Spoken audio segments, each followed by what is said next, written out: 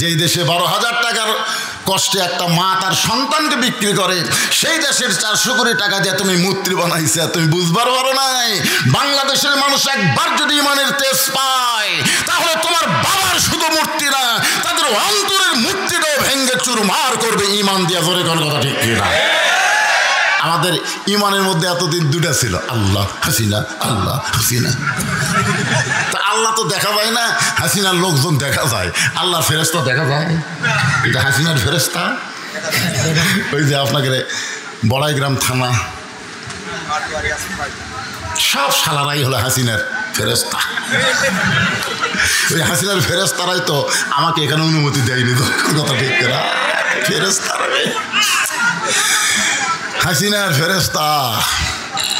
হাসিনার একজন নবী আছে, তার নাম হলো কাউয়া কাদের। ধরে নাম কি?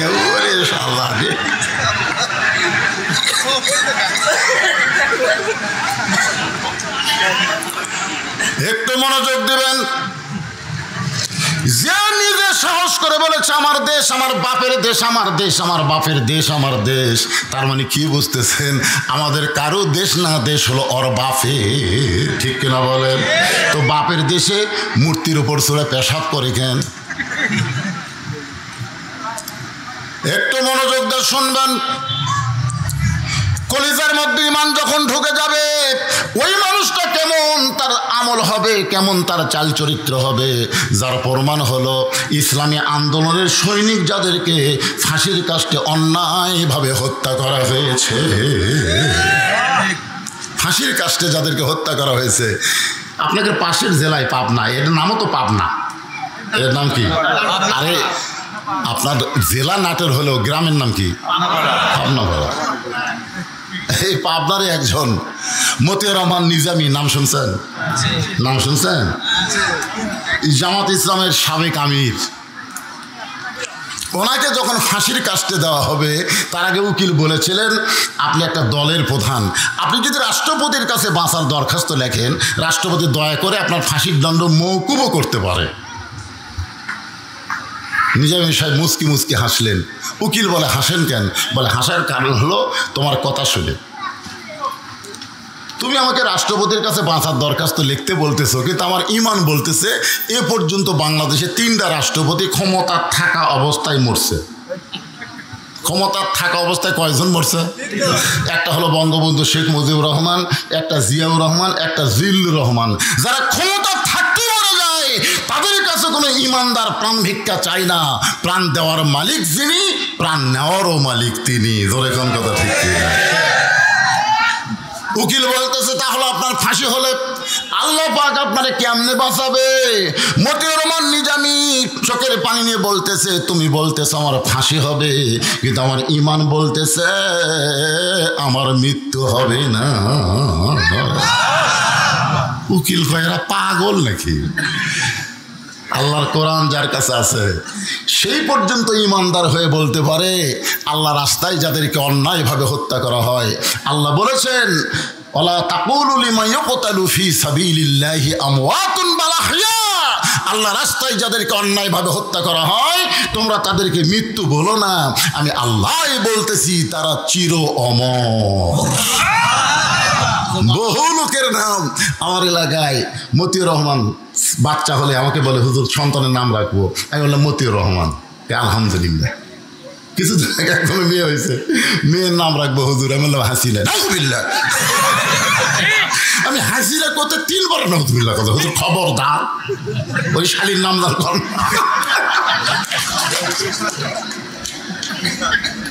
মুজাহিদের নাম রাখতে চাই, নিজামীর নাম রাখতে চাই, আল্লামা সাইদি হুজুরের নামে নাম রাখতে চাই।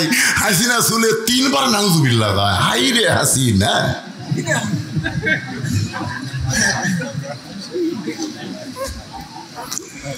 তার মানে বোঝা গেল মরে নাই, এখন পর্যন্ত মানুষের অন্তর দখল করে আছে চির অমর হয়ে। তাসদিক বিল জানান, আমল বিল আরকান। ইমান অনুযায়ী আমল করতে হবে। ইমান অনুযায়ী যে আমল করতে চান আপনারা বলেন তো ইমানদারের 1 নম্বর আমলের নাম কি? আপনারা কবার পারতেছেন না। ইমানদারের বহু আমল আছে, আছে না নাই? কিন্তু 1 নম্বর আমলের নাম কি? আরো জোরে, জোরসে বলেন। জোর হলো না? এখানে সহি কথা, আসল কথা, লা সালাতা লা ইমানা। তুমি যতই হজ করো, যাকাত দাও, এটা সেটা বহু কিছু করো, কাম হবে না যদি নামাজ না থাকে। যার নামাজ নাই তার ইমান নাই। এখন কারা কারা মাগরিব এশা নামাজ পড়েননি?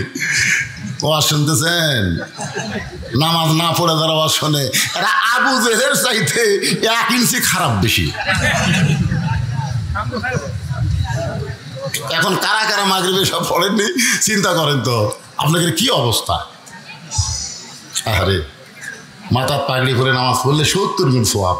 ওই সেদিন থেকে পাগড়ি করে নামাজ পড়ে, সেদিন থেকেই মসজিদে যায় পাগড়ি পরে নামাজ পড়ে। কিন্তু একদিন মসজিদে যায় দেখে পাগড়ি আনে নেই। চিন্তা করে জামাতে নামাজ পড়লে 27 গুণ আর পাগড়ি মাথার দিলে 70 গুণ। ইচ্ছা করে জামাত ফরক করছে, নামাজ পড়ে সবাই যখন বাড়িতে গেছে ওই এক টানে লুঙ্গি খুলে একেবারে লম্বা করে পাগড়ি মাথার বান্ধিছে। বান্ধার উপর থেকে শেষ দাঁত গেছে, এক মুসলিম মসজিদের মধ্যে ঢুকে সর্বনাশ, ন্যাংটা হয়ে শেষ দাঁত আছে, পাছায় মারছে থাবা। লাভ দিয়ে ডেকে আমারে মারলো কেন ভাই? বলে মারার কারণ হলো তো লুঙ্গি। বল তোমার চোখ নাই, লুঙ্গি আমার মাথায়। আরে পাগল, পরের লুঙ্গি মাথায় কেন? বলে সওয়াবের আশায়। পাগড়ি ভরে নামাজ পড়লে 70 গুণ সওয়াব হয়, তুমি জানো না? আরে পাগলা, লুঙ্গি থাকলে তো পাগড়ির দাম আছে, তো লুঙ্গি নেই। লুঙ্গি পরা হলো ফরজ, পাগড়ি পরা হলো সুন্নাত। আজকে মাগরিবের শান নামাজ হলো ফরজ আর ওয়াজ শোনা হলো সুন্নাত কিংবা নফল, তার বেশি হতে পারে না। জোরে কোন কথা ঠিক কি না? তাহলে এশার নামাজ বাদ দিয়া যারা ওয়াজ শুনতেছে তারা লুঙ্গি খুলিয়া মাথায় পাগড়ি পরিছে। সবাই আমার সঙ্গে একটু বলেন, এশার নামাজ বাদ দিয়া যারা, এশার নামাজ বাদ দিয়া যারা ওয়াজ শুনতেছে তারা লুঙ্গি খুলিয়া মাথায় পাগড়ি পরেছে। কিন্তু এই মুহূর্তে যদি তওবা করে, হুজুর বুঝি নাই, বুঝতে পারি নাই, যার কারণে নামাজের গুরুত্ব কমিয়ে দিয়েছি হুজুর, এই মুহূর্ত থেকে নিয়ত করলাম ফজর থেকে বাকি জীবনে একটা নামাজও বাদ দিব না। আল্লাহ বলে, বান্দারে তোর নিয়ত করার সঙ্গে সঙ্গে যত নামাজ না পড়ার পাপ হয়েছে আমি আল্লাহ সব মাফ করে দিলাম। তাহলে নিয়ত কি করা যায়? ইমানকে রক্ষা করার জন্য 1 নম্বর আমল হলো নামাজ। বাইনাল আব্দু ওয়াল কুফরি তরকুস সালাত। বান্দা কাফেরের মধ্যে পৃথক করার জিনিসটার নামই হলো নামাজ। আপনাদের মসজিদের উদ্যোগে মাহফিল, মসজিদের সম্পর্ক নামাজের সাথে। জোরে কোন ঠিক কি না? সুন্দর করে মসজিদ বানায় লাভ নাই। যদি সুন্দর মানুষ করবার চান তাহলে মসজিদের ভিতরে মুসল্লির উন্নয়ন করা লাগবে। মসজিদের উন্নয়ন করে কি হবে? টাইসলা মসজিদ, আসরে নামাজ পড়তে গিয়ে দেখি ধুলে, গোটা মসজিদে ধুলে। লোকদের দিকে মসজিদকে বললাম, ক্যারে ভাই এত ধুলে কেন, ঝাড় দিস না? লাভ কি হুজুর? আজান দিয়ে একামত দিয়ে কেউ আসে না। এই দেখেন গামছা দুই বাড়ি বাড়ি পরিষ্কার করে আল্লাহ আকবার নামাজ পড়ি। দেখেন হুজুর আমার জায়গা ধুলে নেই, আমি একলাতে পড়ি, খামাখা গোটা ঝাড় দিয়ে কি করবো? আমি বললাম এত সুন্দর মসজিদ, এত বড় মসজিদ, তাই বলে কি মানুষ নামাজ পড়ে না? বলে হুজুর জুমার দিনে ফজর নামাজ পড়ে ঝাড় দেই, একটা দিন ছাড়া কোনো মুসল্লি মসজিদে আসে না। আল্লাহর বান্দার মনে রাখবেন, যার নামাজ নাই, মান তারাকা সালাতু মুতাম্মিদান ফাকাত কাফারা। ইচ্ছা করে এক ওয়াক্ত নামাজ যারা বাদ দিল আল্লাহর সঙ্গে তারা কুফরি করলো। এই জন্য ইমানকে রক্ষা করার জন্য 1 নম্বর আমলের নাম হলো, সবাই জোরে বলেন নাম কি? যদি কেউ নামাজ আদায় করে 5 ওয়াক্ত, ওই ছেলে কোনোদিন মেসির সাপোর্টার হবে না, নেইমারের সাপোর্টার হবে না। কারণ তার নামাজই তাকে বলবে ইন্নাস সালাতা তানহা আনিল ফাহশাই ওয়াল মুনকার। আমাদের যুবকদেরকে যদি ভালো করতে চান, ওই কিশোর গ্যাং যারা ঘুরতেছে তাদেরকে যদি ভালো করতে চান, তাহলে 1 নম্বর আমলের নাম হলো নামাজ। কথা কয় না, কথা কয় না। 7 বছর পর্যন্ত নামাজের তালিম দিবেন। 7 বছর, কয় বছর? 7 বছরের পর 10 বছর যদি হবে, ঘাড় ধরে মসজিদে নিয়ে যাওয়া লাগবে, ঘাড় ধরে। এই শালা করে যদি ঘাড় ধরে মসজিদে নিয়ে যান, ওরা খারাপ হবে? কতক্ষণ খারাপ হবে? কে বলতে বলতেছে? আল্লাহর কোরআন বলতেছে ইন্নাস সালাতা তানহা আনিল ফাহশাই ওয়াল মুনকার। র‍্যাব পারে না, পুলিশ পারে না, আর্মি পারে না, একমাত্র নামাজই পারে মানুষকে যাবতীয় খারাপি থেকে বাঁচায় দিতে। তা আপনি কি চান না আপনার ছেলেগুলো ভালো হোক? কথা কন না কেন? চান কি না চান? তাহলে ঈমানের পরে 1 নম্বর আমল হলো নামাজ। আপনার ছেলের নামাজ ধরান। পুরুষের জন্য 1 নম্বর হলো নামাজ, আর নারীদের জন্য 1 নম্বর কিন্তু নামাজ না। আমার যেগুলো মা বোনেরা পর্দার অন্তরে আছে তাদের জন্য বলতেছি, মা আমরা যারা পুরুষ আমাদের জন্য 1 নম্বর নেক আমল হলো কি? আর নারীদের জন্য 1 নম্বর নেক আমলের নাম হলো পর্দা। পুরুষের জন্য 1 নম্বরের নাম কি? সবাই বলেন, পুরুষের জন্য 1 নম্বরের নাম কি? আর নারীদের জন্য 1 নম্বর নেক আমল হলো পর্দা। ওয়া আমিলুস সালিহার উপর আলোচনা করতেছি। আমার মায়েদের জন্য যতই নামাজ পড়েন, রোজা করেন, কোনো লাভ হবে না নারীদের যদি পর্দা না থাকে। জোরে কোন ঠিক কি না? এখন মায়েদের কেমন পর্দা হওয়া লাগবে?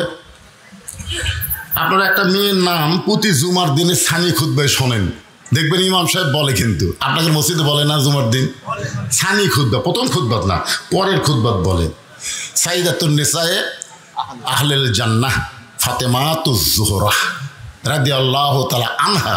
আচ্ছা আপনারা বলেন তো, সাইয়্যিদাতুন নিসায়ে আহলিল জান্নাহ, রাসূল পর্যন্ত ফাতেমাকে বলেছে, ফাতেমা তুমি কখনোই মনে করবা না যে তোমার বাপ আল্লাহর নবী বলে আল্লাহ তোমাকে জান্নাত দিবে। এটা কখনোই মনে করবা না।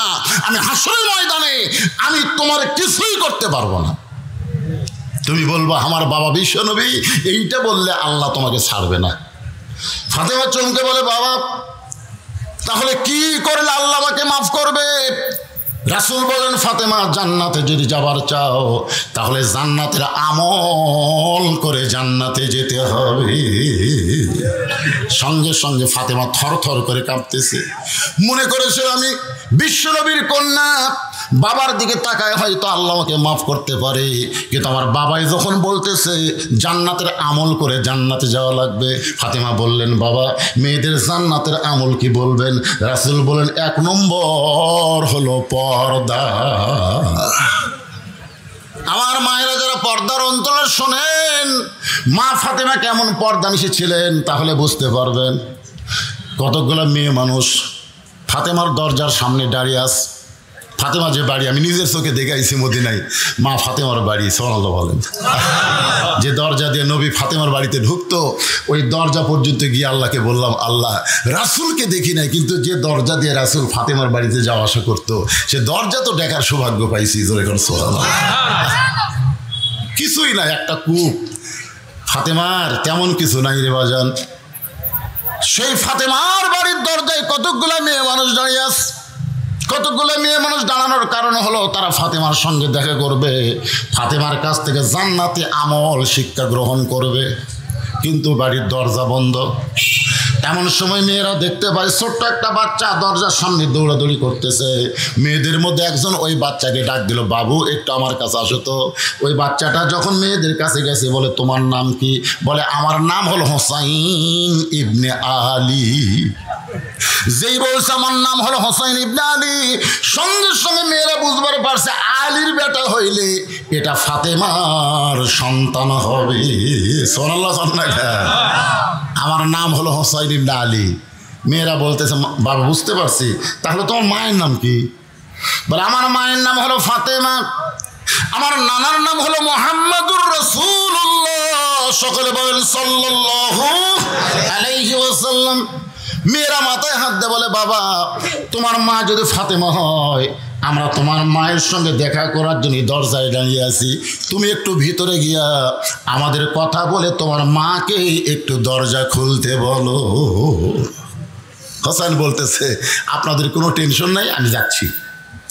এই কথা বলে খেলাধুলা বন্ধ করে হোসেন মায়ের কাছে যাওয়ার জন্য যখন বাড়ির মধ্যে ঢুকছে, বাড়ির মধ্যে ঢুইকে একটা ঘর অতিক্রম করে তারপরে মায়ের ঘরে যাইতে হবে, কারণ ফাতেমা যেই ঘরে থাকে সেই ঘরকে বলা হয় অন্দরমহল। ধরে বলেন কি মহল? অন্দরমহল বোঝেন? ইমাম গাজ্জালি বলেছেন প্রত্যেকটা মেয়েদেরকে অন্দরমহলে রাখতে হবে, প্রত্যেকটা মেয়েদেরকে অন্দরমহলে রাখতে হবে। ছাত্ররা বললেন হুজুর অন্দরমহল মানে কি?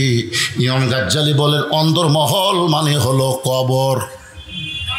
ছাত্ররা চমকে বলে হুজুর মেয়েদেরকে কবরে রাখতে হবে? ইমাম গাজ্জালি বললেন পাগল, উল্টা বোঝো কেন? যে সমস্ত পুরুষ মানুষ একজন মেয়ে মানুষ মরলে স্পর্শ করতে পারবে না, তারা অন্দরমহলে ঢুকতে পারবে না। আচ্ছা, একটা মেয়ে মানুষ মারা গেলে যাই তাই ধরে তার লাশ কবরে নামাতে পারবে? যদি শালি মরে যায় আর দুলা ভাই যদি বলে আমার আদরের শালি মারা গেছে, আমি নিজের হাতে লাশটা কবরে নামাবো, আপনারা কি বলবেন? কথা কয় না, পারবে না মানে আপনারা তখন কি বলবেন? দুলা ভাই হয়ে শালির লাশ স্পর্শ করা হারাম। যেই কইছে দুলা ভাই শালির লাশ স্পর্শ করা হারাম, দুলা ভাই সাইডে দিয়ে মুচকি মুচকি হাসতেছে। একজন বলে হাসিস কেন? বলে হাসার কারণ ওর বাঁচিয়া থাকতে কত ধরছি, আমি না ধরলে আমার শালি আমার হাত ধরছে। দুলা ভাই 500 টাকা না দিলে হাত ছাড়বো না, 500 টাকা না দিলে হাত ছাড়বো না। যে শালি আমার হাতের থেকে জোর করে টেকা খোসাইলে গেছে আর সেই শালি মরছে আর হাত দেওয়াই হারাম। বাংলাদেশ হারাম কখন হয়? বাঁচলে হয় না মরলে হয়। সবাই বলতেছে এটা এমন একটা ইসলামী দেশ যেই দেশে বাঁচতে হারাম না হলেও মরলে হারাম হয়। আপনারা বলেন তো মরার পরে হারাম করে লাভ আছে? মরার পরে 5 কাপড় দিয়ে লাভ হবে? মরার পরে খাটনি ঢাকে কোনো লাভ হবে না। জীবিত অবস্থায় যদি পর্দা না করে, জোরে কোন কথা ঠিক? একটা মেয়ে মানুষ মারা গেলে তার লাশটা যেমন কবরে যারা তারা নামাবার পারবে না, যে মানুষরা মেয়েদের লাশ স্পর্শ করতে পারবে না, ওই পুরুষেরা মেয়েদের ঘরের মধ্যেও ঢুকতে পারবে না। এখন একটা ঘর অতিক্রম করে হোসেনকে তার মায়ের ঘরে যাইতে হবে। খেলাধুলা বাদ দিয়ে হোসেন যখন ঘরটা অতিক্রম করে মায়ের ঘরের দরজায়, ওই ঘরের মধ্যে হযরত আলী তখন আল্লাহর কোরআন তেলাওয়াত করতেছে। সাল্লাল্লাহু আলাইহি ওয়াসাল্লাম। হযরত আলী তখন কি করতেছে? আল্লাহর কোরআন তেলাওয়াত করতেছে। এমন সময় হোসেন মায়ের ঘরের দরজায়, ইন্নামাল মুমিনুনা আল্লাযীনা ইযা যুকিরাল্লাহু ওয়াজিলাত কুলুবুহুম ওয়া ইযা তুলিয়াত আলাইহিম আয়াতুহু জাদাতুহুম ঈমানাও ওয়া আলা রাব্বিহিম ইয়াতাওয়াক্কালুন। যেই হোসেন তার মায়ের ঘরের দরজায় সঙ্গে সঙ্গে হযরত আলী কোরআন তেলাওয়াত বন্ধ করে বললেন থাম। আমার কথা বুঝতে পারছেন? হযরত আলী কি তেলাওয়াত করতেছে? যেই হোসেন মায়ের ঘরের দরজায় সঙ্গে সঙ্গে কোরআন তেলাওয়াত বন্ধ করে সন্তানকে বলেন থাম। তার মানে বোঝা গেল আপনি যতই ইবাদত করেন আপনার সন্তানেরা কি করতেছে আপনাকে খেয়াল করার দরকার আছে না নাই?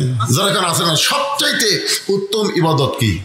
আফজালুল জিকির তেলাওয়াতুল কোরআন। সবচাইতে বড় জিকির হলো কোরআন তেলাওয়াত করা। সেই জিকির কোরআন তেলাওয়াত বন্ধ করে বলতে থাম। কেরে বাহিরে খেলাধুলা করতেছিলি, সে খেলাধুলা বাদ দিয়া মায়ের ঘরের দরজা কেন? খেলাধুলা কর যা, বাইরে থেকে দৌড়ে এসে মায়ের ঘরের দরজা। হোসেন বলতেছে বাবা মায়ের ঘরের দরজায় দাঁড়ানোর কারণ হলো কতকগুলো মেয়ে মানুষ বাড়ির দরজায় দাঁড়িয়ে আছে, তারা আমার মায়ের সঙ্গে দেখা করতে চায়। আমার মা তাদের জন্য দরজা খুলবে কিনা সেটা অনুমতি নেওয়ার জন্য আমি মায়ের ঘরে ঢুকতেছি। আলী বলতেছে এই জন্যই তো তোরে থামাইছি, এই জন্যই তোরে থামাইছি, কারণ এখন তোর বয়স কত? হোসেন বলতেছে বাবা আমার বয়স কত আপনি ভালো জানেন। বলে সেই জন্যই তো তোরে থামাইছি রে পাগলা, কারণ এই মুহূর্তে তোর যে বয়স, এই বয়সে যখন তখন মায়ের ঘরে ঢুকতে পারবি না। মায়ের ঘরে ঢুকতে গেলে আগে তোকে মায়ের অনুমতি নেওয়া লাগবে যে মা আমি হোসেন তোমার ঘরে ঢুকতে চাই। মা যদি বলে বাবা এখন কাপড় টুপড় ঠিক নাই তুই একটু পরে ঢোক, তোর মা যখন ঢুকতে বলবে তখন ঢোকা লাগবে, কারণ এই মুহূর্তে তোর বয়স 4 বছরের বেশি। আর 4 বছরের বেশি বয়সের বাচ্চা যখন তখন মায়ের ঘরে ঢুকতে পারবে না, কারণ মায়ের সবগুলো বিষয় সম্পর্কে 4 বছরে তার জানা। ধরে কারণ ঠিক কিনা? এই জন্য আল্লাহ রাসূল বলেছে 2 বছর যে বাচ্চার বয়স হবে এই বাচ্চা যদি চেতন থাকে ঘরের ভিতর, তুমি খবরদার তোমার বউ যেন আদর করো না। কয় বছর? দেখছেন, আমার হালাল বউ আদর করা যাবি না যদি আমার 2 বছরের বেটা চেতন থাকে। কারণ যদি আদর করেন ওই বাইরে এসে বলতে পারে আব্বা তাই মাক চাপে ধরছিল রে, বলতে পারে, কারণ এই ব্রেন হয়ে গেছে অন্তত বাইরে আসা পর্যন্ত। তারপরে 2-4 দা ফাটলে আর মনে থাকবি না, কিন্তু এই পর্যন্ত মনে থাকতে পারে। সতর্ক, এই নাম হলো ইসলাম। যেরকম সুবহানাল্লাহ, নিজের জন্ম দেওয়া ছেলে 2 বছর বাচ্চার সামনে হালাল বউকে আদর করা যায় না, এই নাম হলো ইসলাম। আর আমাদের বাংলাদেশের 14ই ফেব্রুয়ারির নামে ভ্যালেন্টাইন ডে, বেশ্যা দিবস পালন হচ্ছে। যেরকম ঠিক না? আগামীতে এই বাংলাদেশে আর 14ই ফেব্রুয়ারি পালন করা যাবে। আপনাকে লালপুরে তো একটা ব্যবসাখানা বানাচ্ছেন, কি বানাচ্ছেন? Green valley. শালা আমার এলাকার ছেলে মেয়ে সব এখানে আসে, জোড়া জোড়া। এগুলো একটাও থাকবে না। যেরকম ঠিক কিনা? যদি আপনারা করতে চান পর্দার ভিতর দিয়ে করা লাগবে। মেয়েরা মেয়েদের দিকে যাবে, ছেলেরা ছেলের দিকে যাবে, ছেলে মেয়ে একসঙ্গে চলবে। দেখছেন, নিজের 2 বছর বাচ্চার সামনে নিজের হালাল বউকে আদর করার সুযোগ ইসলাম দেয় নাই। সন্তান যখন ঘুমায় যাবে, কিন্তু তোমার যদি ধৈর্য না ধরে, তোমার সন্তানকে তোমার সন্তানের দাদির কাছে দিয়ে আসো। মা 1 ঘন্টার জন্য আমার বেটা ধরতো, আমি একটু খেলবার চাই। হাসতেছে। আল্লাহ কোরআনে বলেছেন হুন্না লিবাসুল্লাকুম ও আনতুম লিবাসুল্লাহুন্না। আয়াতের তাফসীর পড়েন, একটু মনোযোগ দিয়ে শুনবেন। হোসেনের বয়স হলো 4 বছরের বেশি। ছেলে যখন একটু বড় হবে, যখন তখন মায়ের ঘরে ঢুকতে পারবে না। আবার মেয়ে যখন একটু বড় হবে, যখন তখন বাবাও তার মেয়ের ঘরে ঢুকতে পারবে না। আমাকে আল্লাহ 3টা মেয়ে দিছে। কয়টা? আমার প্রত্যেকটা মেয়েকে আমি দোলনা কিনে দিইনি। আমার মেয়েদের জন্য কোনো দোলনা নেই। আমি 3 বছর পর্যন্ত আমার মেয়েদেরকে আমি বুকের উপর ঘুমাইছি। 3 বছর। মেয়েরা যেন বলতে না পারে যে মেয়ে হওয়ার কারণে বাবা আমাকে দেখতে পারেনি, এটা যেন বলবার না পারে। এত আদর করে করে আমার 3টা মেয়েকে আমি বড় করলাম। সেই মেয়েরা এখন বড় হওয়ার পর আমার কাছে আর কিছুই চায় না। ওদের যা দরকার হয় মায়ের কাছে চাই। মা বুকে বলো তো আমাকে টাকার দরকার। তা আমি একদিন এই তোর মায়ের কাছে কোষ কেন আমাকে বলবো না। আমি ঘরের মধ্যে নিয়ে বললাম কত লাগবে তোর? এই তোর কয় টাকা লাগবে? বলতেছে আপনি যা দিবেন, আপনি যা দিবেন। তাহলে বুঝতে পারলাম বাপকে একটু বড় হওয়ার পরে মেয়েরা খুব ভয় করে। যেরকম ঠিক কিনা? এত সম্মান করে, ভালোবাসে, গোপনে গোপনে বলবে মায়ের কাছে আব্বুর জন্য এইটা পাক করো মা। মেয়েরা বাপকে এত ভালোবাসে কিন্তু শরমে কিছুই বলতে চায় না। আল্লাহ রাসূলের ছেলে ছোট্ট অবস্থায় দুনিয়া থেকে বিদায় নেওয়ার পর নবীর 4টা মেয়ে ছিল। 4টা মেয়ের মধ্যে সবচাইতে গরিব হলো ফাতেমা। নবী আবার ফাতেমাকে সবচাইতে বেশি ভালোবাসতে। জোহরের নামাজের পরে ফাতেমার দরজায় রাসূল বলেন ফাতেমা একটু দরজা খোল মা, আজকে 2-3 দিন হলো তোর দেখি নাই, তোর একটু দেখে আমি যাবার চাই। ফাতেমা দরজায় সে কান্নায়। রাসূল বলে কান্দো কেন ফাতেমা? বলে কান্দার কারণ হলো বাবা এখন আমি দরজা খুলতে পারবো না, মেহেরবানি করে আপনি চলে যান। আসরের নামাজের পর আল্লাহ নবী আবার ফাতেমার দরজায়, ও ফাতেমা দরজা খুলে দাও, তোমাকে না দেখে আমার বড় কষ্ট হয়। ফাতেমার দরজায় কান্দার বলে বাবা আপনি কি জানেন না আপনার ফাতেমা বড় হয়ে গেছে, যখন তখন আপনি বললেও আমি দরজা খুলতে পারি না। এমন একটা পোশাক ফাতেমার শরীরে আছে বাবা, ওপর দিকে টানলে নিচের দিকে বের হয়ে যায়, নিচে নামাইলে উপর আমি ঢাকতে পারি না। সঙ্গে সঙ্গে রাসূল জানলার কাছে গিয়ে বলেন ফাতেমা আমার গায়ের চাদর তোকে দিলাম মা, এই চাদর পরে তুই আমার জন্য দরজা খুলে দে। নবীর গায়ের চাদর পরে ফাতেমা ঘোমটা দিয়ে যখন দরজা খুলে দেয়, রাসূল ফাতেমার মুখের দিকে তাকায় দেখে ফাতেমার চোখে নিচে সুরমা ব্যবহার করেছে। নবী খুশি হয়ে বললেন ফাতেমা চোখের নিচে সুরমা দেওয়ার কারণে তো খুব ভালো লাগতেছে মা। ফাতেমা কান্দে এলো বাবা চোখের নিচে সুরমা ব্যবহার করিনি, না খেয়ে থাকার কারণে আমার চোখের নিচে কালিমা পড়ে গিয়েছে। আল্লাহ রাসূল বললেন ফাতেমা এই কষ্ট থেকে যদি শান্তি পাবার চাস তাহলে 33 বার সুবহানাল্লাহ, 33 বার আলহামদুলিল্লাহ, 34 বার আল্লাহু আকবার আমল কর। দুনিয়া কষ্ট হবে, আল্লাহ তোর জন্য জান্নাতকে সাজায় রাখবে। এখান থেকে আপনারা কি বুঝলেন? বাবা মেয়ে যখন বড় হবে নিজের ইচ্ছা মতো চলতে পারবে না, ঢুকতে পারবে না, মেয়ে যদি দরজা খুলে না দেয়।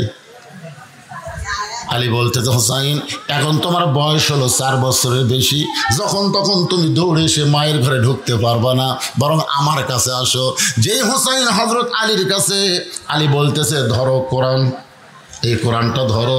সঙ্গে সঙ্গে হোসাইন 2খানা হাত বাড়ায় দিছে, দেন। জোরে কান সুবহানাল্লাহ। বাবা যখন তার ছেলেকে বলতেছে কোরআন ধর, সঙ্গে সঙ্গে হোসাইন বলতেছে দেন। হযরত আলী আল্লাহর শুকর আদায় করে বলতেছে, আল্লাহ ভাগ্য গুণে এমন একটা সন্তান পাইছি, জন্মসূত্রে পবিত্র হয়ে জন্ম নিয়েছে। সুবহানাল্লাহ। কন্যা কি ধরবার করছে? একদম বাগডম, একদম বাগডম। আমাদের গুলা দেখেন তো, খাড়া হয়ে পেশাব করে। এক মা আমারে কয়, হুজুর আমার ছেলে 4 বছর বয়স হয়ে গেল, বসে পেশাব করে না, বহু চেষ্টা করলাম বসে না, পিঠে যদি বসাই যেই পেশাব শুরু হয় খাপ করে না। আমি বললাম কি মা এরকম হওয়ার কারণ কি? তোমার বাচ্চা কি নর্মালি হসে না সিজার করে? বলে হুজুর এইটা কেন শুনতেছেন? আমি না একটু শোনা দরকার, তুমি সত্যি করে বলো তো এটা কি নর্মালি হসে না সিজার করে? সিজার করে হসে। এই জন্যই তো সিজার করা বাচ্চা যারা জন্মের সময় অস্থির করে, তাদেরকে দুনিয়াতে বের করে এমন ভাবে একটা ঘুরান দেয়, ওই ঘুরানি তাদের মাথার ব্রেনটা ঘুরে গিয়ে অস্থির হয়ে যায়। একটু খেয়াল করবেন। হোসাইন হাতে হযরত আলী কোরআন শরীফ দিয়ে বলতেছে, হোসাইন তুমি আল্লাহর কোরআনের সঙ্গে সম্পর্ক করো। প্রত্যেকটা বাবা তার সন্তানকে কোনো শিক্ষা না দেয়া সর্বপ্রথম যে শিক্ষা দিবে সেই শিক্ষার নাম হলো আল্লাহর কোরআন। জোরে বলেন নাম কি? কোরআনের সঙ্গে শিক্ষা যদি দিবার চান তাহলে আপনার সন্তান কেমনে পেশাব করা লাগবে এই শিক্ষাটাও কিন্তু আপনাকে দেওয়া লাগবে। জোরে কোন ঠিক কিনা? যদি আপনি দিবার না পারেন তাহলে একটা হাফেজি মাদ্রাসায় ভর্তি করে দিবেন। ওই যে কতগুলো উঠছে দেখেন, এই দেখেন। বলতে বলতেই দৃষ্টান্ত দেওয়ার জন্য আপনারা তাকায় দেখেন, বাপ মা আর পারতেছে না, ওদেরকে পাঠাইছে হুজুরের কাছে, হুজুর আমার সন্তানকে একটু সাইজ করে দেন। 7 বছরের বাচ্চা আমার মাদ্রাসায় ভর্তি করে দিয়ে গেছে। ভর্তি করার পরে হুজুর নিয়ে গেছে মাদ্রাসা, যে ওয়াজ করলো আমার আগে উনি হচ্ছে আমার মাদ্রাসার মোহতামিন। মাদ্রাসা পেশাব খানাত লিয়ে গেছে। তাই বললাম হুজুর পেশাব খানাত কেন? তোর বাপ ভর্তি করে দিয়ে গেল। হুজুর তাকে পেশাব করা শেখার লাগবে, তারপরে আরবি কায়দার হাতত দেওয়া যাবে। কায়দার মধ্যে 2-1টা শব্দ কোরআনের আছে না নাই? এই জন্য হুজুর আগে পেশাব করা শিখুক, তারপরে উজু করা শিখুক, তারপরে লেখাপড়া। তারপরে লেখাপড়া আগেই, কারণ লা ইয়ামাসসুহু ইল্লাল মুতাহহারুন। ততক্ষণ পর্যন্ত আল্লাহর কোরআন স্পর্শ করা যাবে না যতক্ষণ তুমি পবিত্র না হবা। জোরে কোন কথা ঠিক? তাহলে আপনার বাচ্চাকে, মাসুম বাচ্চাকে আপনি পবিত্র হওয়ার শিক্ষা দেন। ওই বাচ্চা কোনোদিন মেসির ভক্ত হবে না, নেইমারের ভক্ত হবে না, ভক্ত হবে হাসান হোসাইনের। জোরে কোন কথা ঠিক কিনা?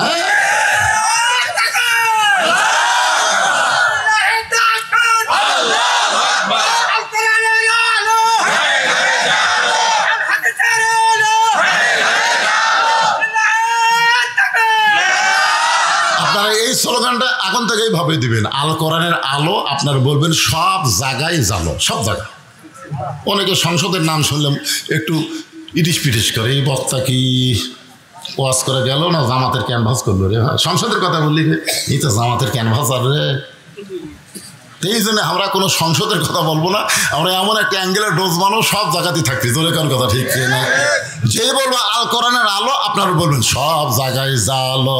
আল কোরআনের আলো, কোরআন হাদিস যেখানে, দুনিয়ার মুসলমান।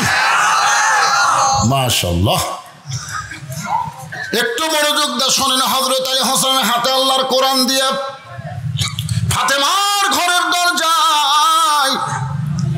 আপনারা বলেন তো, বাবা যখন মেয়ে বড় হবে তখন মেয়ের ঘরে ঢুকতে অনুমতি লাগবে, ছেলে যখন বড় হবে তখন মায়ের ঘরে ঢুকতে অনুমতি লাগবে। কিন্তু স্বামী যদি বইয়ের ঘরে ঢোকে অনুমতির দরকার আছে?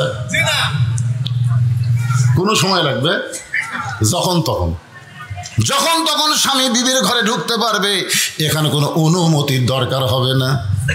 হযরত আলী আস্তে করে ফাতেমার অন্দরমহলের দরজা খুলে ভিতর দিকে লক্ষ্য করে দেখতে পায় ফাতেমা ডান হাতে আল্লাহর কোরআন আর বাম হাতে জাতা ঘুরায়। এভাবে ডান হাতে আল্লাহর কোরআন, ডান হাতে আল্লাহর কোরআন আর বাম হাতে এভাবে জাতা ঘুরাইতেছে। এই দৃশ্য দেখার পর হযরত আলী মনে মনে বলতেছে, আল্লাহ, দুনিয়াতে গরিব হলে কি হবে, আমার ঘরটা আল্লাহর জান্নাত হয়ে গেছে। সোনারা বলেন না কেন? ঘরের মধ্যে ঢুকে দেখতেছে বউ আল্লাহর কোরআন তেলাওয়াত করতেছে। কোরআন তেলাওয়াত করতে গিয়ে দুনিয়ার কাজ কাম সে বাদ দেয় নাই, ডান হাতের মধ্যে কোরআন নিয়ে তেলাওয়াত করে আর বাম হাতে এভাবে জাতা ঘুরাইতেছে। এই ডিজিটাল যুগের ছেলেরা জাতা বোঝো? এটা আপনারা বোঝেন না? তো আপনারা বোঝেন, এখনকার ছেলেরা তো বুঝবি না। কি কষ্ট করে আগেকার মানুষেরা জীবন যাপন করেছে, এখনকার ছেলেরা তো এগুলো চিন্তাই করতে পারবে না। আপনাকে রে এখান থেকে বনপাড়া যাইতে অটো ভ্যান লাগে, ভ্যান লাগে। আগেকার এই গ্রামের পাবনা পাড়ার লোকেরা ভ্যান খুঁজিছে, কোনো দিকে তাকাইনি রে। ভ্যান আছে, ভুটভুটি আছে, একদিকেও তাকাইনি। আল্লাহর উপর তাওয়াক্কুল করে পায়ে হাঁটা নিছে। তোর এখন কথা ঠিক কিনা? একটারও ব্যারাম বেদি নেই, সব খালি সেই রকম। আর এখনকার সব কুমড়া হচ্ছে, কুমড়ে হাঁটতে পারে না, মাজা গেছে। জাতা মানে জব আটা পিছনের যে যন্ত্র, নিচে এক পাথর ওপর এক পাথর, সেই পাথর একটা ছিদ্র, ছিদ্রের মুখে লাঠি দিয়া সেইটা ঘুরাইতে হয়। ফাতেমা জাতা ঘুরাইতেছে আর আল্লাহর কোরআন তেলাওয়াত করতেছে। সঙ্গে সঙ্গে হযরত আলীর জবান ফসকে বের হয়ে গেছে। রব্বানা পড়েন, রব্বানা আতিনা ফিদ দুনিয়া হাসানাতাও ওয়া ফিল আখিরাতি হাসানা ওয়া কিনা আযাবান্নার। যেই জবান ফসকে কোরআনের আয়াতটা বের হয়ে যায়, সঙ্গে সঙ্গে ফাতেমা জাতা ঘোরান বন্ধ, কোরআন তেলাওয়াত বন্ধ করে স্বামীর সামনে সালাম দিয়া দাঁড়ায়। জোরে কান সুবহানাল্লাহ। আল্লাহ রাসূল বলেছে, এই দুনিয়ার বিবিরাই, স্বামী যখন তোমাদের কাছে যাবে, দুনিয়ার সমস্ত কাজ কাম তোমাদের হারাম হয়ে যাবে, একটা কামই তোমাদের হালাল, সেইটা হলো সালাম দিয়ে স্বামীর সামনে দাঁড়ায়া যাও। একজনও সুবহানাল্লাহ কয় না, মানে একজনের বউ এরকম না। সুবহানাল্লাহ কবি কি? আপনি যখন বাহির থেকে বাড়িতে যাবেন, বউ যে কামের মধ্যেই থাক, সব কাম বাদ দেওয়া লাগবে। খালি একটা কাম, যদি ফরজ নামাজ পড়ে, যদি ফরজ নামাজের নিয়ত করে, তখন স্বামী বাড়িতে যাওয়ার সঙ্গে সঙ্গে বউ নামাজ ছাড়তে পারবে না। কিন্তু নফল নামাজ যদি নিয়ত করে, নফল নামাজ বাদ দিয়ে থেকে স্বামীর সামনে দাঁড়াতে হবে। রাসূল বলেছেন, আল্লাহর পরে কাউকে যদি সেজদা দেওয়ার হুকুম থাকতো, প্রত্যেকটা বিবিকে বলতাম তোমার স্বামীর পায়ে সেজদা করো। এই হাদিস দ্বারা বোঝা যায় আল্লাহর পরেই মেয়ে মানুষের কাছে সবচাইতে যিনি দামি, ওই ব্যক্তি হলো তার মহান স্বামী। জোরে কোন ঠিক? কথা বল না কেন? আপনাকে বিরুদ্ধবাদ হচ্ছে না পক্ষে হচ্ছে? এটা হ্যাঁ দিবে। মেয়ে মানুষের কাছে শাসন দেখেছেন, শোষণ দেখেননি? সারা জীবন বাংলাদেশে নারী নির্যাতনের কেস হলো, কিন্তু পুরুষ নির্যাতনের কোনো কেস নেই। আপনারা বলেন তো, হাসিনা নারী হয়ে পুরুষ নির্যাতন কম করছে না বেশি করছে? কম করছে। হাসিনার স্বামী ওই যে ডক্টর ওয়াজেদ সাহেব, আর একটা ডাক্তার কি কিছুদিন আগে মারা গেল, জাফরুল ইসলাম। জাফরুল ইসলামের কাছে যায় বলছে, ভাই আমাকে একটা চাকরি দাও। জাফরুল ইসলাম হাসি আর কয়, তোমার বউ হলো প্রধানমন্ত্রী আর তুমি চাকরি খুঁজিচ্ছ? এত কান্দা কান্দিছে ভাই। জাফরুল কয়, আর কান্দা দেখে আমি অস্থির হয়ে গেলাম। প্রধানমন্ত্রীর স্বামীও তুমি কাঁদতেছো কে? বলে বলা যাবি না, বললি ছিল তো। যে মেয়ে তার স্বামীর শান্তি দিবার পারে নাই, সেই মেয়ে কোনোদিন বাংলাদেশের মানুষকে শান্তি দিবার পারে না। ধরে কোন কথাটা, যাইদার ঘরে শান্তি দেয় নাই, সে পরের লোকের কি করে শান্তি দিবি? স্বাধীনতার সময় ওর বাবা ছিল পাকিস্তানের লুকে, মানে গ্রেফতারের নামে লুকে, আর ও আর আসলো ভারত। আর যেই দেশ স্বাধীন হচ্ছে শহীদ জিয়ার ঘোষণায়, তখন আশা কয় আমি জাতির পিতা, তুই জাতির পিতা। মুসলমানদের জাতির পিতা একজন, তিনি হলেন মিল্লাতা আবিকুম ইব্রাহিম ওয়া সাম্মাকুমুল মুসলিমিন। এখন চিন্তা করেন, যে ঘরে শান্তি দিবার পারে না, সে দুনিয়ার মানুষকে কেমনে শান্তি দিবে? বাজান গো, নারী নির্যাতনের কোনো আইন বাংলাদেশে নাই, অথচ প্রত্যেকটা বাড়িতেই কিন্তু নারীরাই পুরুষকে নির্যাতন করতেছে, ঠিক না? বলে স্বামী এসে নামাজ পড়ে যায়, বউ বলতেছে কেগো রাতের খাবার দাও, বউ বলতেছে ইন্নাল্লাহা মা'আস সাবিরিন, ধৈর্যশীলদের সঙ্গে আল্লাহ থাকে। এত খাই খাই করো কেন? এখনই নামাজ পড়ে আসলে এখনই খাওয়া লাগবে কেন? আমি স্টার জলসা দেখতেছি, তুই বোঝো না? যাও ঘর, 8 ঘন্টা আরাম করো। স্বামী 8 ঘন্টা আরাম করতেছে, 8 ঘন্টা পরে খিদে লাগছে তো বলে বিবি গো এখন খাবার দাও। বলে স্টার জলসা থেকে জি বাংলা পার হলাম, এখন খাবার দেওয়া যাবে না, আর 8 ঘন্টা ধৈর্য ধরো। প্রত্যেকটা বাড়িতে এরকম পুরুষ নির্যাতন আছে না নাই? জোরে গান আছে না নাই? আমার মা বোনদের জন্য বলতেছে, আমার একটু খেয়াল করেন, যেই মাত্র হযরত আলী কোরআন তেলাওয়াত করেছে, সঙ্গে সঙ্গে ফাতেমা জাঁতা ঘুরান বাদ দিয়া, কোরআন তেলাওয়াত বাদ দিয়া দৌড়ে এসে স্বামীর সামনে সালাম দেয়, আসসালামু আলাইকুম স্বামী গো, আপনি কেমন আছেন? কপালে একটা চুমা দেয়, বলে আপনি তো কোরআন তেলাওয়াত করতেছেন। আপনি কোরআন তেলাওয়াত বাদ দিয়া হঠাৎ বিবির ঘরে ঢুকছেন, আলী বলে ফাতেমা আমি ঢুকি নাই, তোমার হোসাইন ঢুকতে চাইছিল। কারণ দরজায় কতগুলো মেয়ে মানুষ দাঁড়ায় আছে, তারা তোমার সঙ্গে একটু দেখা করবার চায়। এখন হোসাইন তাদের জন্য তোমার কাছে ঢুকতে চাইছিল। তুমি তো জানো হোসাইনের বয়স কত, এখন 4 বছর পার হয়ে গেছে। এই দিন আমি হোসাইনকে ভিতরে ঢুকতে না দিয়া তার হাতে আল্লাহর কোরআন দিয়েছি। সঙ্গে সঙ্গে ফাতেমা বলতেছে আলহামদুলিল্লাহ, ওই বাবা মা সবচাইতে বড় ভাগ্যবান যার শিশু বাচ্চার হাতে থাকবে আল্লাহর কোরআন। সাল্লাল্লাহু বলেন, ফাতেমা আল্লাহর শুকরিয়া আদায় করে বলতেছে, ওই বাবা মা হলো সবচাইতে বড় ভাগ্যবান যার শিশু বাচ্চার হাতে কি থাকবে? আপনাদের গুলার হাতে কি আছে? হুজুর আমার ছেলে মোবাইল ছাড়া ভাতই খায় না। হুজুর কে ভাই, আপনার সন্তান মোবাইল ছাড়া ভাত খায় না? মোবাইল দেখে দেখে যে সন্তানরা ভাত খাচ্ছে, আপনি ওদের ভবিষ্যৎ চিন্তা করেন তো, এদের একটু ভবিষ্যৎ চিন্তা করেন। এদের ভবিষ্যৎ কি?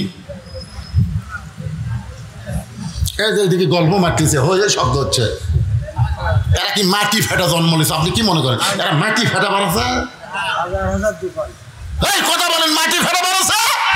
আল্লাহর কোরআনের তাফসীর যেখানে সূরা আসর থেকে হচ্ছে, এরপরে অপোজিশনাররা হইচই করতেছে, ওদের জবানের শব্দ আমরা শুনতে পাচ্ছি। আর যাই বলেন, এরা মুসলমানের ঘরে জন্ম নিলেও মুসলমান হয়ে মরতে পারবে না। বলে কোন কথা ঠিক? আশ্চর্য কথা। এই যে ছোট ছোট বাচ্চারা ঘুরতেছে, যার মনে তাই মনে করো, এর একটা পরিবেশ হলো ভাই। এই পরিবেশকে যদি সাইজ করবার চান, পুলিশের আইন দেওয়া হবে না, মিলিটারির আইন দেওয়া হবে না, ইংরেজদের আইন দেওয়া হবে না, ডক্টর কামালের সংবিধান দেওয়া হবে না। এটা সাইজ করবার গেলে আল্লাহর কোরআন লাগবে। জোরে কোন কথা ঠিক কিনা? হ্যাঁ, পানুনাজ্জিলু মিনাল কোরআনি মা হুয়া শিফাউ ওয়া রাহমাতুল লিল মুমিনিন। এর বাংলা অর্থ হলো সব সমস্যার সমাধান। যারা বলতেছেন না, বিশ্বাস করতেছেন না, আমি যেই বলবো সব সমস্যার সমাধান, আপনার জোরে বলবেন দিতে পারে আল কোরআন। বলতে পারবেন? বিরক্ত হচ্ছেন? সব সমস্যার সমাধান আলী বলতেছেন, ফাতেমা হোসেনের হাতে আল্লাহর কোরআন দিয়া আমি তোমার কাছে ঢুকছি। দরজায় নাকি কতকগুলো মেয়ে মানুষ দাঁড়িয়ে আছে, তারা তোমার সঙ্গে একটু দেখা করবার চায়। তুমি পর্দা নিশি তোমার কাছে দেখা করে তারা হয়তো আমলের ব্যাপারে কিছু শিখতে চায়। ও ফাতেমা, আমি কি মেয়েদের জন্য দরজা খোলার ব্যবস্থা করব? তুমি কি এই ব্যাপারে হুকুম দাও? ফাতেমা বলে, স্বামী গো, আমার কোনো আপত্তি নাই। মেয়েরা যদি আমার সঙ্গে দেখা করবার চায় তাহলে আপনাকে পর্দার ব্যবস্থা করা লাগবে। যেই বলেছে যদি দেখা করবার চায় তাহলে পর্দার ব্যবস্থা করা লাগবে। আলী মুসকি মুসকি হাসের বলে, ফাতেমা, মেয়েরা মেয়ের সঙ্গে দেখা করবে, এখানে কোনো পর্দার ব্যবস্থা লাগবে না। ফাতেমা বলতেছে, আপনি পুরুষ মানুষ, বুঝবেন না, পর্দা সম্পর্কে আপনার চাইতে আমার বেশি আছে ধারণা। আলী কয় আমি মরদ মানুষ বুঝবো না? পর্দা সম্পর্কে আপনার চাইতে আমার বেশি আছে ধারণা। রাসূল বলেছে আনা মাদিনাতুল ইলম ও আলী বাবুহা, আমি হচ্ছে ইলমের শহর, ওই শহরের দরজা হলো হযরত আলী। আল্লাহ রাসূল বলেছেন আমার আলীর মতন জ্ঞান কিয়ামত পর্যন্ত কোনো মানুষের মাথায় আসবে না। ধরে কন্যা সুবহানাল্লাহ। বিশাল জ্ঞানী ছিলেন হযরত আলী। রাসূল বলেছেন আমার 4 জন সাহাবী 1 নম্বর, নরমে 1 নম্বর আবু বকর, গরমে 1 নম্বর ওমর, সম্পদে 1 নম্বর ওসমান, আর জ্ঞানী 1 নম্বর আলী। জোরে কর সুবহানাল্লাহ। এত জ্ঞানী ছিলেন হযরত আলী। আর সেই জ্ঞানীর সামনে আমরা না হয় মূর্খ, আমাদের বউটো এখন অনেক কিছু শিখছে, কিন্তু আলী কি মূর্খ? কথা কেন, আলী কি মূর্খ? বলতেছে পর্দা বিষয়ে আপনার চাইতে আমার জ্ঞান বেশি। আলী বলতেছেন ফাতেমা পর্দা বিষয় আমার চাইতে তুমি কে বেশি জানো, আমি একটু তোমার কাছে জানতে চাই। ফাতেমা বললেন স্বামী গো, যে মেয়েরা দরজায় দাঁড়িয়ে আছে আপনি কি তাদের চিনেন? যেই বলছে আপনি কি তাদের চিনেন, সঙ্গে সঙ্গে হযরত আলী চুপ করছে। মারাত্মক মারিফতের কথা। যে মেয়েরা আমার সঙ্গে দেখা করবার চাই দরজায় দাঁড়িয়ে আছে আপনি কি তাদের চিনেন? আলী বলতেছেন ফাতেমা এই দুনিয়াতে একজন নারীকেই চিনি, যে হলো আমার হাসান হোসেনের মা। যদি আলী বলতো আমি চিনি। একদিন আমার বউরে কইলাম আমার চাচাতো ভাই বউটা ভালোই পাশে, যেই বলছি বউটা ভালোই পাইছে, খুব সুন্দরী। আমার বউ কয় আপনি কবে থেকে লুচ্চা হলেন? আমি বললাম লুচ্চা মানে আপনি একজন আলেম হয়ে একজনের বউ দেখেন আপনার লজ্জা করে না? আমি এরপর থেকে কোনো মেয়েকে যদি দেখি আর বউয়ের কাছে কোনোদিন কই না, আমি কলি ধরা খাওয়া লাগবে। ঠিক আমি কান ধরে তৌবা করছি না, আর দেখবই না, আর দেখবই না। যদিও দেখি বইয়ের কাছে আর বলা যাবি না। আলী বলতেছেন ফাতেমা এই দুনিয়ার একজন মেয়েকে শুধু আমি চিনি, সে হল আমার হাসান আর হোসেনের মা। ফাতেমা বলে স্বামী গো, যে মেয়েরা দরজায় দাঁড়িয়ে আছে সমস্ত মেয়েরাই পর্দানিশী, কিন্তু একটা যদি বেপর্দা হয়, যে মেয়েরা আমার সঙ্গে দেখা করবে সবাই পর্দানিশী, কিন্তু একজন যদি বেপর্দা হয়, বেপর্দা নারী যারা শয়তানের যানবাহন তারা। সবাই আমার সঙ্গে বলবেন বেপর্দা নারী যারা শয়তানের যানবাহন তারা। বেপর্দা নারীর মধ্যে দিয়ে শয়তান আমাদের সমাজের মধ্যে ঢুকে যায়, আপনার বাড়ির মধ্যে ঢোকে, আপনার পরিবারের মধ্যে ঢোকে। পুরুষের মাধ্যমে শয়তান ঢোকে না, শয়তান ঢোকে নারীর মাধ্যমে। জোরে কোন কথা ঠিক? কারণ জান্নাতের মধ্যে আদম আলাইহিস সালামের কাছে শয়তান আসতে পারে নাই, শয়তান এসে হাওয়ার কাছে। জোরে কথা কন না কেন? হাওয়া বেপর্দা আছে। বেপর্দা কি? ওলা তাকরাবা হাযিস শাজারা ফাতাকুনা মিনাজ জালিমিন। ওই গাছের কাছে যায়ও না, গাছের দিকে তাকায়ও না, গাছের দিকে তাকালে পর্দার খেলাপ হবে। যেই বলছে গাছের দিকে তাকাও না, তখন থেকে হাওয়া শুরু করছে গাছত কি মাল আছে রে। তাকায় দেখে স্বামী আদম একটু দূরে গেছে, ওই সুযোগে হাওয়া আস্তে আস্তে গাছের কাছে গেছে। গাছের কাছে যেই গেছে তখন ইবলিস শয়তান মতো তাও মারছে। যাক, এই মদদের জন্য আমি পারিনি। আজকে আদমক সাইজ কর মদ দিয়ে রে। আসলে আদমকে শয়তানের বাপেরও ক্ষমতা নেই কিছু করতে পারে, হাওয়ার মাধ্যমে আদমকে সাইজ করছে। জোরে কথা কর না কেন? হ্যাঁ, আজকে পৃথিবীর কোনো পুরুষকে শয়তান ধ্বংস করতে পারবে না যদি তার বিবিরা পর্দার মধ্যে থাকে। আর বউ যদি বেপর্দা হয়ে যায়, এজন্য আমার সঙ্গে সকলে একটু বলবেন বেপর্দা নারী যারা শয়তানের যানবাহন তারা। ফাতেমা বলে স্বামী গো, যে মেয়েরা দরজায় দাঁড়িয়ে আছে তাদের মধ্যে একটা যদি বেপর্দা নারী থাকে, আর ওই বেপর্দা নারী এই পর্দা নিশির ভিতরে বসে যদি আমার চেহারা দেখে, যদি বাহিরে গিয়ে কোনো পরপুরুষের কাছে বলে, কারণ বেপর্দা নারীর কাছে পরপুরুষ কোনো ফ্যাক্টর, কোনো ফ্যাক্টর। ওই মেয়েটা যদি বাইরে যায় বলে আমি গেছিলাম গো ওই পর্দা নিশিকের সাথে ফাতেমার দেখবে, ফাতেমার চোখের গুরু এইরকম, ফাতেমার বুকের চেহারা এইরকম, ফাতেমার কান এইরকম, আমি ফাতেমা সারা জীবন পর্দার মধ্যে থাকলাম, কিন্তু একটা বেপর্দা নারীর কারণে আমি বাহিরে পরপুরুষের কাছে পরিচিত হলাম। এইটা আমি কখনোই হব না। মেয়েদের সঙ্গে দেখা করতে হলো ফাতেমাকে পর্দার ভিতরে দেখা দিতে হবে। সোনালা বলে ওগো স্বামী, আমি ফাতেমা আমার বাবার কথা অনুযায়ী পুরুষের 1 নম্বর হলো নামাজ, আর নারীদের 1 নম্বর হলো পর্দা। আমার বাবা যেদিন থেকে বলেছে সেদিন থেকে আমি ফাতেমা পর্দাকে এমনভাবে গ্রহণ করেছি। আসলেই ফাতেমা গভীর রাত্রে পর্দার মধ্যেই দুনিয়া থেকে কিন্তু বিদায় নিছে। তোর কোন কথা ঠিক কি না? হযরত আলী গভীর রাত্রে ফাতেমাকে দাফন করেছে। দাফন করার পরে আল্লাহর কাছে কাঁদতেছে, আল্লাহ আমার ফাতেমা সারা জীবন পর্দার মধ্যে থাকলো, পর্দার মধ্যে তাকে দাফন করলাম, তার পর্দাটা তুমি তোমার দরবারে কবুল করে নাও। এ দোয়া করার পর হযরত আলী তাকায় দেখে কয়েকটা পুরাতন কবর দেখা যায়। এইমাত্র ফাতেমার কবর, সেই নতুন কবর নাই। গোটা জান্নাতুল বাকি দৌড়ায় বলে ফাতেমার কবর, ফাতেমার কবর। কে যেন দূর থেকে বলে, আলী রে আমার ফাতেমা পর্দা নিশি, আমি আল্লাহ জোহরা ডিগ্রি দিয়া ফাতেমার কবরটাকে কিয়ামত পর্যন্ত পর্দা করে দিয়েছি। আজকে আমার মায়েদের জন্য বললাম, মা জান্নাতে যদি যাবার চান সবচাইতে ভালো আমল হলো পর্দা। পর্দাটা ঠিক রেখে তারপরে নামাজ পড়েন, রোজা করেন, যা ইচ্ছা করেন, কিন্তু পর্দা ঠিক থাকা লাগবে। জোরে কোন কথা ঠিক কিনা? আর মরদ মানুষকে আমি বলবো, যা করেন করেন, সুদ খাবেন না, ঘুষ খাবেন না, চুরি করবেন করেন, 1 নম্বর নামাজ ঠিক থাকা লাগবে। জোরে কথা কন না, কথা কন না কেন? নামাজ ধরার পরে যদি ঘুষ খান, খান খান, পারবেন না ভাই। কারণ আল্লাহর কোরআন কি মিথ্যা? একমাত্র নামাজই পারে।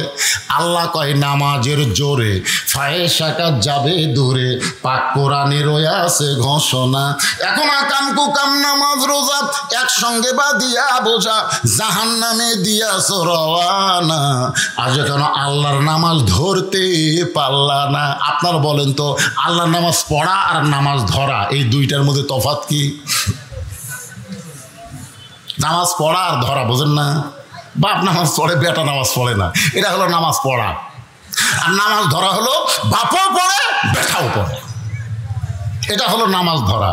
এই জন্যে কোরআনের শাসন যখন বাংলাদেশে চালু হবে, তখন যিনি আপনাদের এমপি হবেন, এমপির মাধ্যমে প্রধানমন্ত্রী হবেন, চেয়ার পাওয়ার আগেই তার 1 নম্বর দায়িত্ব হলো আকামুস সালাত, নামাজ কায়েম করো। জোরে কোন ঠিক কথা বলেন না কেন? আমাদের ওয়াজ দিয়া তো নামাজ কায়েম হবে না। 2-1টা মানুষ নামাজ পড়বি কিন্তু ধরবি না। আপনারা কি চান যে আগামীতে আমাদের বাংলাদেশে নামাজ কায়েমের বিলটা সংসদে উত্থাপন হোক? এটাকে আপনারা চান? কারা কারা চান? আল্লাহকে একটু হাত দেখেন তো দেখি। লিল্লাহি তাকবীর, হাত নামান। এখন যারা নামাজ পড়ে না তারা কি এক বিপদে পড়লাম রে। আসলে যারা নামাজ পড়ে না, দুনিয়ার সবচাইতে নামাজই তাদেরকে কঠিন মনে হয়। দেখবেন সবই করে, কিন্তু নামাজত গেলি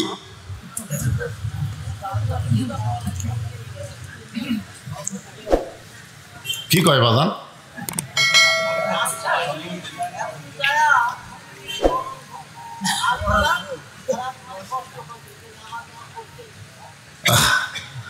যারা নামাজ ধরেছে তাদের একটা কথা বলবো, যারা নামাজ ধরেছে তাদের একটা চরিত্রের কথা বলি। সে যদি ইচ্ছা করে কোনোদিন এশার নামাজ বাদ দেয় ঘুমাবার যায়, যতই ঘুমের ট্যাবলেট খাক ওর ঘুম ধরবে না যতক্ষণ নামাজ আদায় না করবে। ধরে কোন কথা ঠিক কিনা? দেখেন নামাজ একবার ধরে দেখেন, আপনি সব ছাড়বেন কিন্তু আপনি নামাজ ছাড়তে পারবেন না। নামাজ ছাড়া আপনাকে শান্তি লাগবে না। এই জন্যে ও আমিলুস সালেহের মধ্যে আজকে 2টা আমলের কথা বললাম। পুরুষের জন্য 1 নম্বর হলো নামাজ, আর নারীদের জন্য 1 নম্বর হলো পর্দা। সূরা আসরের 3 নম্বর বিষয় হলো ওয়াতাওয়াসাউ বিল হক। ওয়াতাওয়াসাউ বিল হক। আচ্ছা, আপনারা এই যে ওটা বসা যে ছেলে ফেলে উঠতেছে, কিছু কর না কেন? কি শেষ করে দিব? আমার কথা কি শুনতে আপনাদের অসুবিধা হচ্ছে? মাইকের সাউন্ড কি কানে ঢুকতেছে? তো তাহলে আপনারা এরকম ব্যাক সাইজ মাঝে মধ্যে হন কেন? সূরা আসরের বিষয় কয়টা? 4টা। জোরে বলেন কয়টা? 4টা। 1 নম্বর হলো ঈমান, 2 নম্বর আমিলুস সালিহাত, নেক আমলের মধ্যে পুরুষের 1 নম্বর নামাজ, নারীদের 1 নম্বর পর্দা। এই দুইটা সম্পর্কে আলোচনা করে 3 নম্বর বিষয় হলো ওয়াতাওয়াসাউ বিল হক। বাংলাদেশে একটা আলেম ছিল, মস্ত বড় শাইখুল হাদিস, নাম হলো আজিজুল হক। যেরকম নাম কি? আজিজুল হক। ওনার এক ছেলে নাম হলো মামুনুল হক। আপনারা বলেন তো, এই দুই হক দুই ধনী জেলখানা ঢুকছিল কি অপরাধে? কথা কয় না রে, বাংলাদেশের লোক কথা কয় না রে। এই মামুনুল হকের বাপ আজিজুল হককেও কিন্তু হাসিনা সরকার জেলের মধ্যে ঢুকেছিল। জোরে করে কথা ঠিক কিনা? ওযু করার পানি পর্যন্ত দেয়নি। শাইখুল হাদিস যিনি বুখারী শরীফ বাংলা অনুবাদ করেছেন, সেই শাইখুল হাদিসকে জেলের মধ্যে ঢুকাইছিল এই হাসিনা সরকার। ওযুর পানি দেয়নি, তার ছেলেকেও জেলখানায় ঢুকালো। আপনারা বলেন তো কি অপরাধে? অনেকেই হয়তো আপনাকে তেলতালারা বলবে, তেলতালা বোঝেন না? সারা তেলতালারা, আমার এলাকার তেলতালারা গরিবের ছেলে যদি লেখাপড়া করে যতই পড়ুক ম্যাট্রিক পাস করবি না, আগেই কয়ে দেয়। ম্যাট্রিক যখন পাস করে কই ম্যাট্রিক পাস করলে কি হবে রে? আয়ত ফেল করবি। আয়ে যখন পাস করে, আয়ে পাস করলে লাভ আছে, বিএ পাস করবার পারবি না। বিএ যখন পাস করে তেলতালা কয় যতই পাস করুক চাকরি নাই। পরে যখন চাকরি পায় কয় যতই চাকরি পাক থাকবি না। যখন বহুদিন চাকরি থাকে তখন তেলতালা কি কয়? যতই চাকরি করুক আমার সাথে পারবি। মানে তেলতালা খালি উপরে থাকবার চাই, নিচে বলবার চাই না। জোরে কোন কথা ঠিক কিনা? সমাজের মধ্যে এরকম তেলতালা আছে না নাই? তেলতালা, এই শালা তেলতালারা এখন 4টা দল হয়ে গেছে। 1 নম্বর হলো তারা গুজব লীগ। জোরে কোন কি লীগ? 2 নম্বর হলো তারা আফসোস, আগে ভালো আছিল, আগে ভালো আছিল, মেরে খাওয়া হচ্ছিল, আফসোস করতেছে না, তার নাম হলো কি লীগ? আফসোস লীগ। আর একটা আছে হতাশা লীগ। জোরে বলেন কি লীগ? আর পয়লা আছে আওয়ামী লীগ।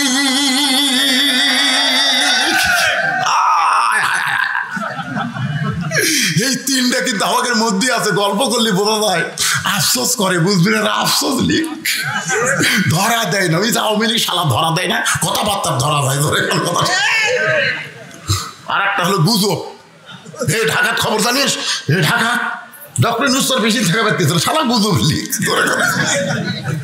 আর একটা হলো হতাশা। এই 3টা বর্তমানে আমাদের সমাজত আছে, কিন্তু পয়লা গেছে আওয়ামী লীগ। কোন কথা ঠিক কিনা? কখন এরা কোন স্রোতে আমাদের কাছে আসবে আল্লাহ ভালো জানে। তবে শুনে নেন, নমরুদ থেকে শুরু করে ফেরাউন থেকে শুরু করে আজ পর্যন্ত যত স্বৈরাচারী পালাইছে তারা আর কোনোদিন ফিরে আসতে পারেনি। জোরে কোন কথা ঠিক কিনা? হাসিনার জন্য গোটা বর্ডার খুলে দিল, হাসিনার বাংলাদেশে কোনোদিন ফিরে আসবে না। এই হাসিনার চামচাগুলো আমাদের বাংলাদেশকে অস্থির করার জন্য গুজব ছড়ায়। জোরে কোন কথা ঠিক কিনা? কথা বলে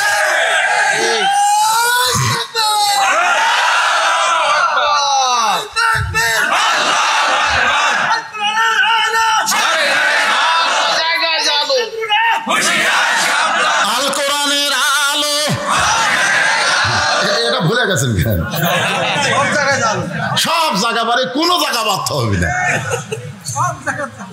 খালি সংসদ কোরআনকে সব জায়গায় বললে আর ওরা কিছুই মনে করবে না। একটু মনোযোগ দিয়ে শোনেন। 3 নম্বর বিষয় হলো ওয়াতাওয়াসাউ বিল হক। আমি এতক্ষণ কিন্তু যে এক চাঁদের ওপর যার উপর তকবীর হলো, আমি কিন্তু কিছু হক কথা কইছি। হক মানে কি? সত্যি কথা কয় না, সত্যি কথা, সত্য কথা। আপনারা বলেন তো এই কোরআন কি? সত্য। কুল জাল হক ওয়া যাহাকাল বাতিল ইন্নাল বাতিলা কানা যাহুকা।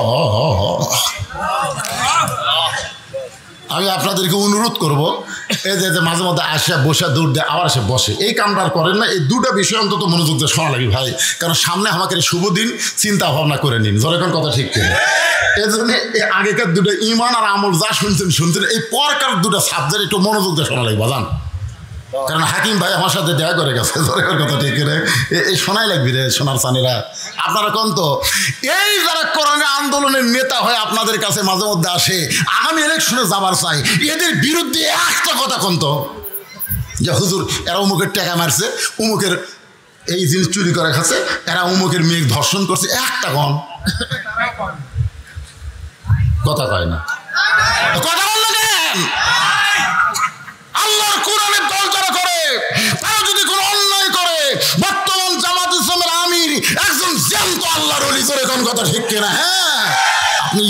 আর কি করতেছেন, ফাউল লোককে এ দলের মধ্যে কোনো জায়গা হবে না। তুমি সাপোর্ট করবার পারো কিন্তু নেতা হবার পারবা না।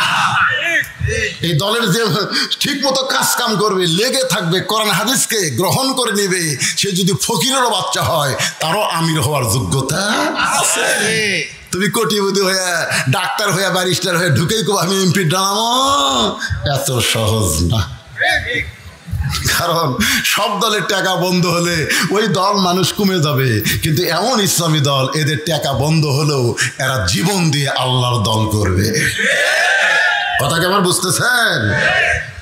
অথবা সাউবিল হক, হক কথা বলতে হবে, হক পথে চলতে হবে।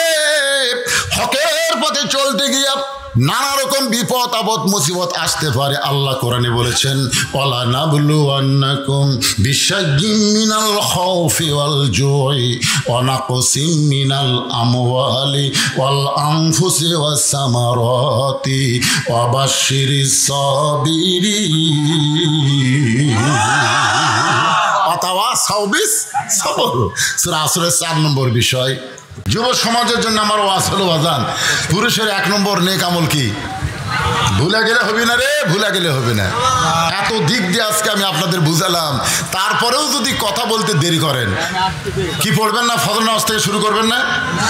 এই যুব সমাজ যারা কষ্ট করে মাহফিল আয়োজন করতেছে, আমি যুবকদের জন্য বলি বাজান, এই যুবন বয়সে নামাজ পড়ে বুড়ে হলে আর পারবা না। সামি আল্লাহ হুলিমান হামিদা কলি, ওরে বাবা রে, মানে মাজা ব্যথা হচ্ছে, মাজা ব্যাক হয়ে গেছে, আর মাজা সোজা করে পারতেছে না। এই জন্য আল্লাহ রাসূল বলেছেন, হাসরের ময়দান আল্লাহ বলবেন, তোমার শৈশবকাল বুড়াকালের কোনো হিসাব দেওয়া লাগবে না, যৌবনকালের হিসাব দেওয়া, তোমরা জান্নাতে যাও। তাই যুব সমাজকে বলবো বাজান, এখন থেকেই তোমরা নামাজ শুরু করো। যে মেয়েটার কোনোদিন বাচ্চা হয় নাই, পেটে বাচ্চা আইছে, আপনার বলেন তো তার প্রসব বেদনা আছে না নাই? ধরে কান, মায়ের পায়ের তলে, মায়ের পায়ের তলে সন্তানের কি? আচ্ছা, বাপের পায়ের তলে সন্তানের জান্নাত আছে? নাই। পুরুষ মানুষের পায়ের তলে জান্নাত নাই। আগেকার বক্তারা একটু বেশি খেদমত পাওয়ার জন্য একটা ভুয়া হাদিস বলতেছিল যে স্বামীর পায়ের তলে স্ত্রীর জান্নাত। এটা কিন্তু ভুয়া কথা। স্বামীর পায়ের তলে স্ত্রীর জান্নাত, এটা কি কথা? জোরে কান, কি কথা? আসল কথা হলো কোন পুরুষের পায়ের তলে জান্নাত নাই।